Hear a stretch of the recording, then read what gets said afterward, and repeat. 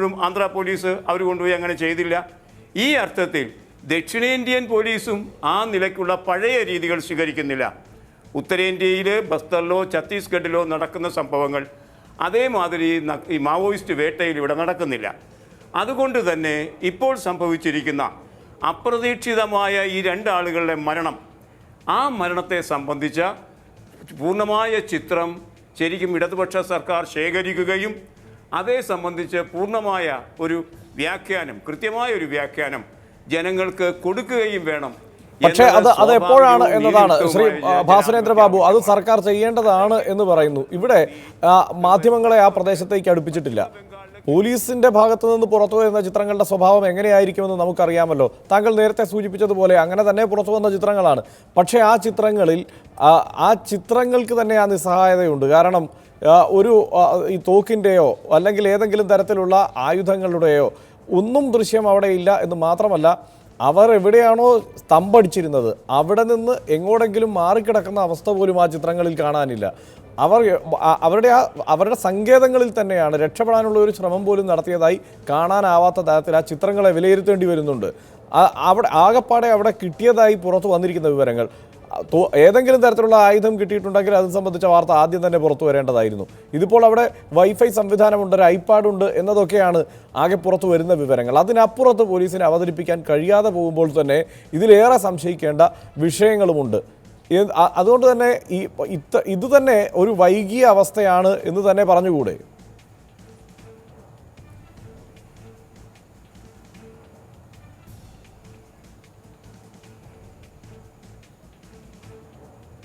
അല്ല, അതിനകത്ത് DGP പറഞ്ഞ എന്താണ് ഇന്നലെ, അദ്ദേഹം വൈകാതെ തന്നെ പത്രക്കാരെ കാണും, വിശദാംശങ്ങൾ പറയും. അതിന് കാത്തിരിക്കേണ്ടതുണ്ട്. ഒന്നാമത്തെ കാര്യം, ഇക്കാര്യത്തിൽ ഒരു ഫസ്റ്റ് ഹാൻഡ് ഇൻഫർമേഷൻ മുഖ്യമന്ത്രിക്കോ ആഭ്യന്തരമന്ത്രിക്കോ തരാനാകില്ല എന്ന് നമുക്കറിയാം. പോലീസിൻ്റെ ഭാഷ്യമാണ് ഇപ്പോൾ ഗണനീയമായി നിൽക്കുന്ന ഭാഷ്യം. ആ ഭാഷ്യത്തിലാണ് നാം വിള്ളലുകൾ കണ്ടെത്തിയിരിക്കുന്നത്. അതുകൊണ്ട് തന്നെ ആ പൂർവാപര വിരുദ്ധത പരിഹരിക്കേണ്ട ഉത്തരവാദിത്വം പോലീസിനുണ്ടായിരിക്കുന്നത് മാതിരി തന്നെ അതേക്കാൾ ഉത്തരവാദിത്വം ഒരു ഇടതുപക്ഷ സർക്കാരിന് കൂടുതലായി ഉണ്ടാകുന്നു എന്നാണ് ഞാൻ കാണുന്നത്. അതുകൊണ്ട് വരും ദിവസങ്ങളിൽ ഇത് ചർച്ചാ പ്രമേയമായി വരും. ഒറ്റ ദിവസം കൊണ്ട് തന്നെ നമ്മുടെ സജീവ ചർച്ചയിലേക്ക് അത് എത്തിയിരിക്കുന്നു എന്നത് തന്നെ നാം ഇവിടെ ഈ സംസ്ഥാനത്ത് നിലനിർത്തിയിരിക്കുന്ന പൗരാവകാശ ബോധത്തെയാണ് കാണിക്കുന്നത്. ഇതിങ്ങനെ നിലനിൽക്കുന്നത് കൊണ്ട് ഭോപ്പാലിൽ നടന്ന 8 പേരുടെ മേൽ നടന്ന ഇപ്പോഴും നാം സംശയിക്കുന്ന ഏറ്റുമുട്ടലല്ല, ശരിക്കും കൊന്നുകളഞ്ഞ കൊലപാതകം, അതേമാതിരി ഇത് തേച്ചുമാച്ച് പോകാനുള്ള സാധ്യത ഉണ്ട് എന്ന് ഞാൻ കരുതുന്നില്ല. സർക്കാരും അങ്ങനൊരു സമീപനം ഇതിനോട് കൈക്കൊള്ളും എന്ന് ഞാൻ കരുതുന്നില്ല. ശ്രീ അൻവർ, നമ്മളെല്ലാം ഇതിനു മുൻപ് ദൃശ്യങ്ങളിൽ കണ്ടിട്ടുണ്ട്. നിങ്ങളെല്ലാം വല്ലാതെ ഭീതിയിൽ നിങ്ങളെ ആഴ്ത്തിയിരിക്കുന്ന ഈ മാവോയിസ്റ്റുകളുടെ കയ്യിൽ ആകെപ്പാടെ ഉള്ളത് 2 ചെറുതോക്കുകളൊക്കെയാണ്. കാരണം മാധ്യമങ്ങളിൽ അവർ പ്രത്യക്ഷപ്പെടുമ്പോൾ സ്വാഭാവികമായും അവരുടെ കരുത്ത് കാട്ടിയവർ പ്രത്യക്ഷപ്പെടുന്ന ഒരു സാഹചര്യം ഇതുവരെ ഉണ്ടായിട്ടില്ല. ഈ പറഞ്ഞ അറസ്റ്റിലായ പല മാവോയിസ്റ്റുകളുമായി കേരളത്തിലെ മാധ്യമങ്ങൾ തന്നെ അഭിമുഖങ്ങൾ ചിത്രീകരിച്ച് ജനങ്ങളിലേക്ക് എത്തിച്ചിട്ടുണ്ട്. അത് കണ്ടാൽ തന്നെ ഇവരുടെ കയ്യിലുള്ള ആയുധത്തെക്കുറിച്ചൊരു ധാരണ നമുക്കുണ്ടാവും. അത്ര ദുർബലരായ ഇവർക്ക് നേരെ ഇത്രയും സുശക്തമായി പോലീസ് ആഞ്ഞടിക്കേണ്ടതുണ്ടായിരുന്നോ? ഇതായിരുന്നു ഒരു മാർഗം? ഒപ്പം അവരെ കൊന്നു തീർക്കണമായിരുന്നോ എന്നതാണ് പ്രധാനപ്പെട്ട സംശയമായി നിൽക്കുന്നത്. ആ സംശയം താങ്കൾക്ക് തോന്നുന്നേയില്ലെന്നാണോ? അല്ല, അങ്ങനെ പറയാൻ പറ്റില്ല. കാരണം മാവോയിസ്റ്റുകളെ കുറിച്ച് നമ്മൾ കേട്ടറിഞ്ഞിട്ടുള്ളത് ഇപ്പോൾ ഛത്തീസ്ഗഡിലും ആസാമിലുമൊക്കെയുള്ള മാവോയിസ്റ്റുകളും അവിടെ നടക്കുന്ന ആക്രമണങ്ങളും അവരുടെ ആയുധശേഖരത്തെക്കുറിച്ചൊക്കെയാണ് നമുക്കറിയുന്നത്. കേരളത്തിലെ മാവോയിസ്റ്റുകൾ എവിടുത്തുകാരാണ്, എന്താണ് അവരുടെ ആയുധശേഖരം എന്നൊന്നും നമുക്ക് കണക്കൂട്ടാൻ സാധ്യമല്ല. നമ്മളുടെ മുമ്പിലുള്ള ചിത്രം, കേരളത്തിലെ ജനങ്ങളുടെ മുമ്പിലുള്ള ചിത്രം, മാവോയിസ്റ്റുകൾ എന്ന് പറയുന്നത് ഇപ്പോൾ ഛത്തീസ്ഗഡിലും അതുപോലെ തന്നെ ഈ പറയപ്പെടുന്ന പ്രദേശങ്ങളിൽ നടത്തിയിട്ടുള്ള ആക്രമണങ്ങളും അവരുടെ സംഘശക്തിയാണ്. ആ സംഘം തന്നെയാണ് ഇവിടെ വന്ന് ചേർന്നിട്ടുള്ളതെന്നാണ് സ്വാഭാവികമായിട്ട് നമ്മളൊക്കെ വിശ്വസിക്കുക. അതിൻ്റെ അടിസ്ഥാനത്തിൽ എപ്പോഴും ജനങ്ങൾക്കൊരു ഭീതി തന്നെയാണ്.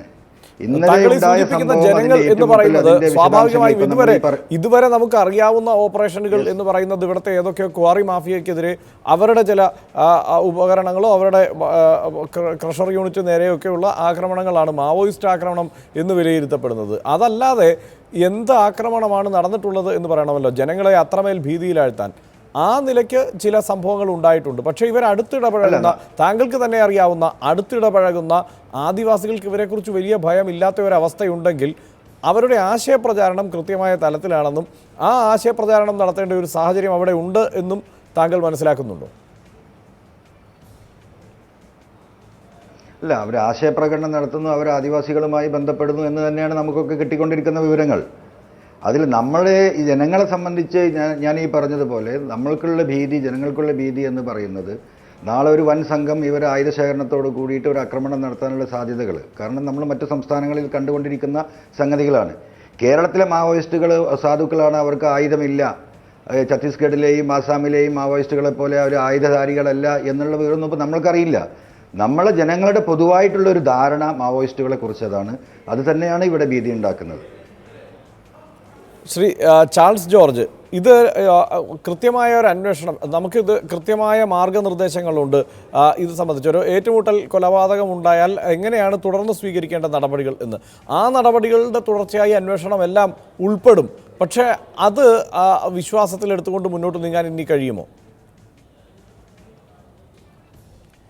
ഈ എൻകൗണ്ടർ കില്ലിങ്ങിൻ്റെ ഫേക്ക് എൻകൗണ്ടറിനെ സംബന്ധിച്ച് ഇന്ത്യയിൽ ഒരുപാട് കേസുകൾ നിലനിൽക്കുന്നുണ്ട്. ഏതാണ്ട് 2500 കേസുകൾ ദേശീയ മനുഷ്യാവകാശ കമ്മീഷൻ്റെ മുന്നിൽ വന്നതിൽ 1200 ശരിയാണ് എന്ന് ബോധ്യപ്പെടുകയും വെറും 16 മാത്രമാണ് നഷ്ടപരിഹാരം തീരുമാനിച്ചിട്ടുള്ളത്. പക്ഷേ സുപ്രീം കോടതി ഇതുമായി ബന്ധപ്പെട്ട് 16 മാർഗ്ഗനിർദ്ദേശങ്ങൾ മുന്നോട്ട് വെച്ചിട്ടുണ്ട്. ഈ മാർഗ്ഗനിർദ്ദേശങ്ങൾ നമ്മുടെ മുന്നിൽ വെച്ച് പരിശോധിച്ചാൽ ഇപ്പോൾ എൻ്റെ ചർച്ചയിൽ പങ്കെടുത്ത ഇടതുപക്ഷ സുഹൃത്തുക്കളൊക്കെ ഒരു കാര്യം വ്യക്തമാക്കിയിരിക്കുന്നു. ഇതിൽ അങ്ങേയറ്റം ദുരൂഹത നിലനിൽക്കുന്നു. ഇത് സങ്കീർണമാണ്.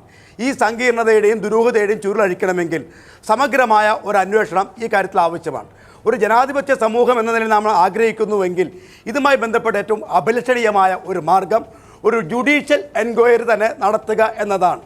1970 CH മുഹമ്മദ് കോയയുടെ കാലത്ത് സഖാവ് വർഗീസിനെ 75 അടിയന്തരാവസ്ഥക്കാലത്ത് രാജൻ ഇവരൊക്കെ രക്തസാക്ഷികളാക്കപ്പെടുകയോ കൊല്ലപ്പെടുകയോ ചെയ്ത സാഹചര്യത്തിൽ അന്നും മുഖ്യമന്ത്രിമാർ ഇത്തരത്തെ സംബന്ധിച്ചുള്ള അവ്യക്തതകളും അജ്ഞതകളും പറഞ്ഞിരുന്നു.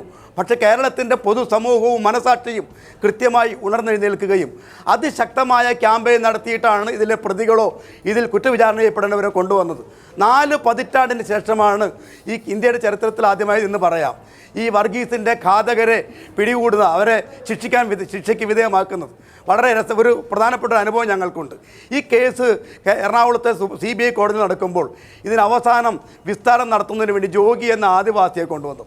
ജോഗി ഇവിടെ വന്ന് മൊഴി കൊടുത്തു. വർഗീസിനെ കയ്യിൽ കെട്ടി ആണ് കൊണ്ടുപോയി വെടിവെച്ച് കൊന്നത് ഞാൻ നേരിട്ട് കൊണ്ടുവന്നു. അത് കഴിഞ്ഞ് പിറ്റേ ആഴ്ച ഒരു നിയോഗം എന്ന പോലെ ജോഗി നാട്ടിൽ പോയി മരിച്ചു. അപ്പോൾ നമ്മുടെ മുന്നിൽ ഈ സത്യമങ്ങളൊന്നും മൂടി വയ്ക്കാൻ പറ്റില്ല. ഏത് സർക്കാരാകട്ടെ അതിന് ചില ദൗത്യങ്ങളുണ്ട്. പൗരൻ്റെ ജീവനും സ്വത്തിനും അവകാശത്തിനും സംരക്ഷണം ഉറപ്പ് നൽകേണ്ട ബാധ്യതയുള്ളൊരു സർക്കാർ. അതാണ് ഞാൻ പറഞ്ഞത്. ഛത്തീസ്ഗഡിലും ഇവിടെ ഉണ്ടായിരുന്ന സംഭവങ്ങളുടെ പശ്ചാത്തലത്തിൽ ഇന്ത്യ ഗവൺമെൻറ് 2009 തന്നെ ഒരു പൊതുനയം ഇൻ്റഗ്രേറ്റഡ് ആക്ഷൻ പ്ലാൻ ഉണ്ടാക്കി മാവോയിസ്റ്റുകളെ നേരിടുന്നതിൽ. അതിൽ 7 സംസ്ഥാനങ്ങൾ ഉൾപ്പെട്ടിരുന്നു, കർണാടക അടക്കം. 2011 കർണാടകയെ തന്നെ അതിൽ നിന്ന് ഡിലീറ്റ് ചെയ്തു. ഞാൻ പറയുന്നത് ഒരു നക്സൽ അഫക്റ്റഡ് അല്ലെങ്കിൽ മാവോയിസ്റ്റ് അഫക്റ്റഡ് സംസ്ഥാനമായി കേന്ദ്ര സർക്കാർ കേരളത്തെ പോലും കണക്കിലെടുത്തിട്ടില്ല. 10-15 വർഷം മുമ്പ് കളക്ടറെ ബന്ദിയാക്കിയപ്പോൾ പോലും ഉപയോഗിച്ച ആയുധം എന്താണ്? നൂലുണ്ടയാണ്. അത്രമാത്രം ഒരു ക്ലാസ് സ്ട്രഗിളിന് വർഗ്ഗസമരത്തെ തോക്കുകൊണ്ട് തോക്കിൽ ഉത്തരം പറയുന്നവർ ഒരു പ്രവർത്തനം നടത്തുന്ന ഒരു സംസ്ഥാനത്ത് നിരായുധരായ പ്രവർത്തകരെയാണല്ലോ ഇപ്പോൾ നമ്മൾ കാണുന്നത്. മാവോയിസ്റ്റുകളുടെ മോഡസ് ഓപ്പറാണ്ടി പ്രവർത്തന ശൈലി വെച്ച് തന്നെ നോക്കിയാൽ അവരിന്ന് കേരളത്തിൽ നടത്തിക്കൊണ്ടിരിക്കുന്നത് ഒരു സ്ട്രാറ്റജിക് അറ്റാക്കൊന്നുമല്ല, ഒരു പ്രോപ്പഗാൻഡയാണ്, ഒരു ആംഡ് പ്രോപ്പഗാൻഡ. അതിൽ ആംസ് പോലും ഇതുവരെ വന്നിട്ടില്ല. ഏറ്റവും പ്രാഥമിക തലത്തിൽ നടക്കുന്ന ഒരു പ്രചരണം നടത്തുന്ന ഒരു വിഭാഗത്തെയാണ് അങ്ങേയറ്റം അപരിഷ്കൃതമായ സമൂഹത്തിൽ ഗ്രേഹൗണ്ടും കോബ്രയും കൈകാര്യം ചെയ്യുന്നത് പോലെ അർദ്ധസൈനിക സൽവ ജുദൂമിനെ പോലുള്ള അർദ്ധസൈനിക വിഭാഗങ്ങൾ ഉപയോഗപ്പെടുത്തി കൈകാര്യം ചെയ്യുന്ന പോലെ കേരളത്തിൽ കൈകാര്യം ചെയ്യുക എന്ന് പറയുന്നത് കേരളത്തിലെ പരിഷ്കൃതമായ ഒരു സമൂഹത്തിന് ഒരു ജനാധിപത്യ അവബോധവും ഇടതുപക്ഷ ബോധവും ഇവർ ഇടതുപക്ഷ വിഭാഗമാണെന്നുള്ള പ്രശ്നം വളരെ പ്രധാനപ്പെട്ട ഒന്നാണ്. ഇവർ മാവോയിസ്റ്റുകൾ ഇടതുപക്ഷമല്ല എന്നൊരു നിലപാട് പ്രിയപ്പെട്ട സഖാവ് പ്രകാശ് കാരാട്ട് ഒരിടം മുന്നോട്ട് വയ്ക്കുകയുണ്ടായി. ഇടതുപക്ഷത്തിനകത്ത് വ്യത്യസ്തങ്ങളായ വീക്ഷണങ്ങളും കാഴ്ചപ്പാടുകളും പാർലമെൻറ്റേതരവുമായ പ്രവർത്തനം നടത്തുന്ന ഒട്ടനവധി വിഭാഗങ്ങളുണ്ട്. അത് CPM കോൺഗ്രസിന് അംഗീകരിച്ചിട്ടുള്ള കാര്യമാണ്. അപ്പോൾ അങ്ങനെ വരുമ്പോൾ ഒരു ഇടതുപക്ഷ സർക്കാർ ഇതിൻ്റെ പാപഭാരം ചുമക്കേണ്ടതില്ല. സമഗ്രമായ ഒരു അന്വേഷണത്തിലേക്ക് ഇത് കൊണ്ടുവരേണ്ടതുണ്ട്. അതിന് ഏറ്റവും പര്യാപ്തമായ ഒരു മാർഗം ഈ ഘട്ടത്തിൽ തന്നെ സർക്കാർ ഒരു ജുഡീഷ്യൽ അന്വേഷണം പ്രഖ്യാപിച്ചുകൊണ്ട് ഇതുവരെ ഉണ്ടായിരുന്ന ഇരുളിനെ പുകമറയെ മാറ്റാൻ മുൻകൈ എടുക്കണമെന്നാണ് ഞങ്ങൾ. അത് കൂടുതൽ ചർച്ചകളിലേക്ക് പോയി വഷളാകുന്നതിന് മുൻപ് അങ്ങനെ ഒരു തീരുമാനത്തിലേക്ക് വളരെ പെട്ടെന്ന് വരട്ടെ എന്നത് തന്നെയാണ് എല്ലാവരും ആഗ്രഹിക്കുന്നതും. ശ്രീ KS ഹരിഹരൻ, വല്ലാത്ത ഭീതിയാണ്. ശ്രീ അൻവറിൻ്റെ വാക്കുകളിൽ നിന്ന് തന്നെ നമുക്ക് മനസ്സിലാകുമല്ലോ, ഈ മാവോയിസ്റ്റുകൾ ആ വാക്കിനെ ചേർത്ത് വയ്ക്കുന്നത് ഈ ഛത്തീസ്ഗഡിലെ സംഭവങ്ങളുമായും വലിയ വലിയ ആക്രമണങ്ങളുമായും ഒക്കെ തന്നെയാണ്. അതുപോലെ തന്നെയാണ് കേരളത്തിലെ മാവോയിസ്റ്റുകളെയും കരുതുന്നത്.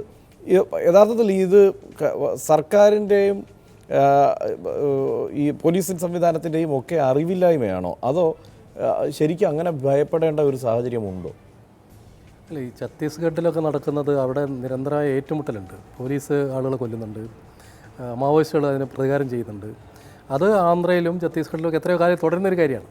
കേരളത്തിനെ സംബന്ധിച്ച് ഈ രാജൻ്റെയും വർഗീസിൻ്റെയും സംഭവത്തിന് ശേഷം പൊതുവിൽ ML പ്രസ്ഥാനങ്ങൾ ദുർബലമാവുകയാണ് ചെയ്തത്. രാജൻ്റെ കൊലപാതകത്തിന് ശേഷം ഇപ്പോൾ ഇന്ന് മുഖ്യമന്ത്രി പറഞ്ഞ ന്യായം വെച്ചാണെങ്കിൽ അന്ന് മുഖ്യമന്ത്രിയായിരുന്ന K. കരുണാകരൻ പറഞ്ഞൊരു കാര്യമാണ്, ഞാൻ അറിഞ്ഞിരുന്നില്ല. താൻ അറിഞ്ഞിരുന്നില്ല എന്നുള്ള സത്യവാങ്മൂലം കോടതി കൊടുത്തുകൊണ്ടാണ് മുഖ്യമന്ത്രിക്ക് രാജിവെക്കേണ്ടി വന്നത്. കാരണം മുഖ്യമന്ത്രി അറിയേണ്ടതായിരുന്നു, രാജൻ എവിടെ പോയി എന്ന് അറിയേണ്ടതാണ്, അറിഞ്ഞിട്ടില്ല. അതിനുശേഷം വന്നൊരു വലിയ ക്യാമ്പയിൻ്റെ ഭാഗമായിട്ട് കേരളത്തിലെ ML പ്രസ്ഥാനങ്ങൾ സായുധമാർഗത്തിൽ പതുക്കെ മാറിപ്പോവാണ്. ഇപ്പോൾ വന്നിട്ടുള്ളവർ പോലും വളരെ, ഞാൻ നേരത്തെ പറഞ്ഞ, വളരെ ദുർബലരാണ്. പിന്നെ അൻവറിൻ്റെ ഭീതി ഞാൻ ചോദിക്കട്ടെ, കേരളത്തിൽ ഏറ്റവും കൂടുതൽ കള്ളത്തോക്കുണ്ടാകുന്ന സ്ഥലം നിലമ്പൂരാണ്, എനിക്കറിയാം. ഞാൻ മലപ്പുറം ജില്ലയിൽ താമസിക്കുന്ന ആളാണ്. അത് മാവോയിസ്റ്റുകളല്ല കള്ളത്തോക്കുണ്ടാക്കുന്നത്, അൻവറിൻ്റെ പാർട്ടിക്കാരും അൻവറിനെ പോലുള്ള ആളുകളാണ് അത് ചെയ്യുന്നത്. കേരളത്തിൽ ഏറ്റവും കൂടുതൽ കൊലപാതകം നടക്കുന്ന ജില്ല കണ്ണൂരാണ്. അവിടെ ആഴ്ചയിൽ RSകാരും CPMകാരും മത്സരിച്ച ആളെ കൊല്ലുന്നു. നമ്മളവിടെ പോയിട്ട് ആളുകൾ വെടിവെച്ചല്ലോ. ഭീതിയുണ്ട്, ആളുകൾക്ക് ഭീതിയുണ്ട്. കണ്ണൂരിൽ ഞങ്ങൾക്കുള്ള അത്ര ഭീതി കേരളത്തിൽ വേറെ എവിടെയില്ല. പക്ഷേ അവിടെ പോയിട്ട് നമ്മൾ ആളുകളെ വെടിവെച്ചല്ലോ, കൊല്ലാൻ പറ്റുമോ? CPMകാരെയും RSകാരെയും പോലീസ് അങ്ങനെ വെടിവെച്ച് കൊല്ലാൻ പറ്റുമോ? അതല്ലല്ലോ അതിൻ്റെ രീതി. അതുകൊണ്ട് ഇത് വളരെ കൃത്യമായിട്ട് വർഗീസിൻ്റെ കൊലപാതകം പോലെ തന്നെ ചെയ്ത ഒരു സംഗതിയാണ്. ഇതിന് DGP അടക്കമുള്ളവരെ മാറ്റി നിർത്തിയിട്ട് പരിശോധിക്കേണ്ടതാണ്. ഞങ്ങളെ പാർട്ടി RMPI വളരെ കൃത്യമായിട്ട് പറഞ്ഞത് ഇതിലൊരു ജുഡീഷ്യൽ അന്വേഷണം ആവശ്യമാണ്. കാനൻ രാജേന്ദ്രൻ പറഞ്ഞതാണ് അതിൽ വളരെ കൃത്യമായ നിലപാട്. ഇത് മോദിയെ പിന്തുടരാൻ വേണ്ടി പിണറായി ശ്രമിക്കുകയാണ്. ഒരു ഇടതുപക്ഷ ഗവൺമെൻറ് മോഡിയെ പിന്തുടരേണ്ട കാര്യമില്ല. മോഡി പറഞ്ഞാളെ ഒരു DGP ആക്കിയിട്ടുണ്ടാവാം, പക്ഷേ മോഡിയുടെ നയങ്ങൾ ഇടതുപക്ഷത്തിൻ്റെ നയമാക്കി മാറ്റേണ്ട കാര്യമില്ല. അതുകൊണ്ട് വളരെ കൃത്യമായിട്ട് ജുഡീഷ്യൽ അന്വേഷണം ആവശ്യമുണ്ട്. DGPയെ മാറ്റി നിർത്തേണ്ടതുണ്ട്. മുഖ്യമന്ത്രി ഇക്കാര്യത്തിൽ വളരെ കൃത്യമായിട്ട് ജനങ്ങളോട് ഉത്തരം പറയേണ്ടതുണ്ട്. തീർച്ചയായും വളരെ പെട്ടെന്ന് തിരിച്ചു വരാം ഒരു ചെറിയ ഇടവേളയ്ക്ക് ശേഷം.